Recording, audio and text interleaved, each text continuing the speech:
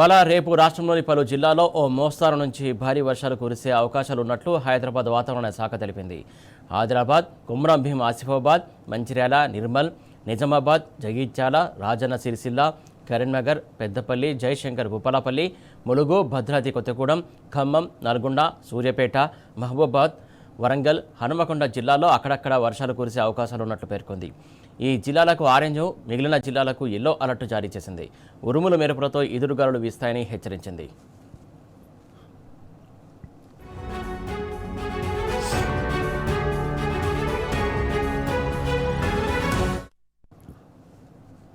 ఇక నైరుతి రుతుపవనాలు రేపటిలోగా కేరళ, తమిళనాడులను తాకే అవకాశాలు ఉన్నట్లు వాతావరణ శాఖ అంచనా వేసింది.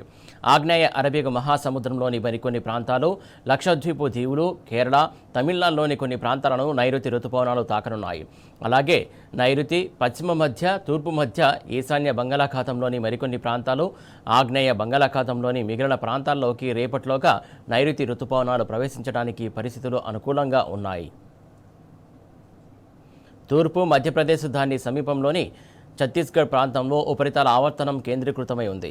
ఇది సగటు సముద్ర మట్టానికి 1.5 కిలోమీటర్ల ఎత్తు వరకు విస్తరించి ఉంది. తూర్పు మధ్యప్రదేశ్ దాని సమీపంలోని ఛత్తీస్గఢ్ ప్రాంతంలోని ఉపరితల ఆవర్తనం నుండి విదర్భ, తెలంగాణ, రాయలసీమ మీదుగా ఈశాన్య తమిళనాడు వరకు ఉపరితల ద్రోణి విస్తరించి ఉంది. ఇది సగటు సముద్ర మట్టం నుండి 0.9కి మీ ఎత్తులో కొనసాగుతోంది.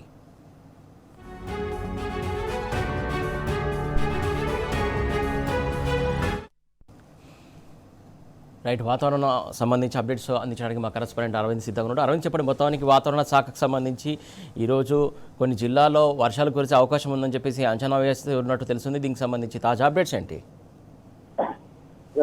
ఏదైతే చూసుకుంటే తెలంగాణలో ఇప్పటికే నైరుతి ఋతుపవనాల కోసం ఎదురు చూస్తుంది. దాదాపుగా కేరళలో జూన్ 4వ తారీఖు లేదా 5వ తారీఖు లోపు నైరుతి ఋతుపవనాలు తాకే అవకాశాలు ఉన్నాయి. దాని ప్రభావంతో కూడా తెలంగాణ రాష్ట్రంలో జూన్ 14 లేదా 15, 16 ఈ 3 తేదీలలో కూడా నైరుతి ఋతుపవనాలు తాకే అవకాశం ఉన్నట్టు కూడా వాతావరణ అధికారులు తెలియజేశారు.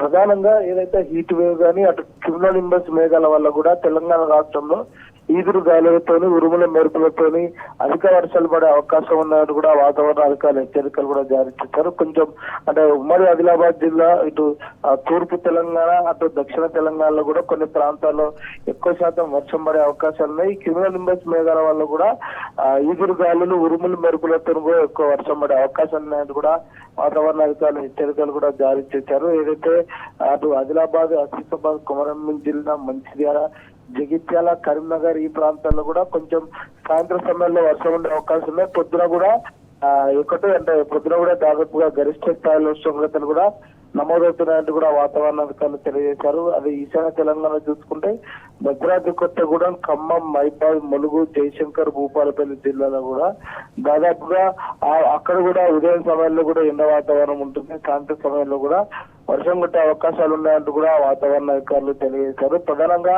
ఏదైతే మే 26 నుంచి కూడా నైరుతి ఋతుపవనాల కోసం అటు ఎదురు చూస్తున్నారు. కానీ అది ఎల్లిన ప్రభావంతో రాకపోవడంతో ఇప్పటికే ప్రజలు కానీ అటు రైతులు కానీ కొంచెం ఇబ్బంది పడే అవకాశాలు ఉన్నాయి. ఈసారి ఎల్లిన పరిస్థితి కూడా 80% ఉంటుందంటూ కూడా వాతావరణ అధికారులు తెలియజేస్తున్నారు. దానివల్ల కూడా కొంచెం రాష్ట్రంలో కూడా అటు లోటు వర్షం ఉండే అవకాశాలు ఉన్నాయంటూ కూడా వాతావరణ శాఖ పలు మార్లు కూడా సూచన చేసింది. మరో విధంగా చూసుకుంటే సెంట్రల్ జోన్ గా ఉన్న హైదరాబాద్ లో మాత్రం దాదాపుగా ఉష్ణోగ్రతలు 41గా నమోదవుతున్నాయి. అటు జిల్లాలో చూసుకున్న మాత్రం దాదాపు 41 నుంచి 46 డిగ్రీ సెల్సియస్ ఉష్ణోగ్రతలు కూడా నమోదవుతున్నాయంటూ కూడా వాతావరణ అధికారులు తెలియజేశారు. ప్రధానంగా సింగరేణి కోల్మాన్ ఏరియా ఏదైతే కరీంనగర్ గాని, జగిత్యాల గాని, పెద్దపల్లి, మంచిర్యాల్, రామగుండం, ఇటు తూర్పు తెలంగాణ పాల్వంచ, ఖమ్మం, భూపాలపల్లి ఈ ప్రాంతాల్లో సింగరేణి కోల్ మైన్ ఉంటది కాబట్టి ఈ ఏరియాలో కూడా దాదాపు మే 10 నుంచి కూడా హీట్ వేవ్ కొనసాగుతుంది.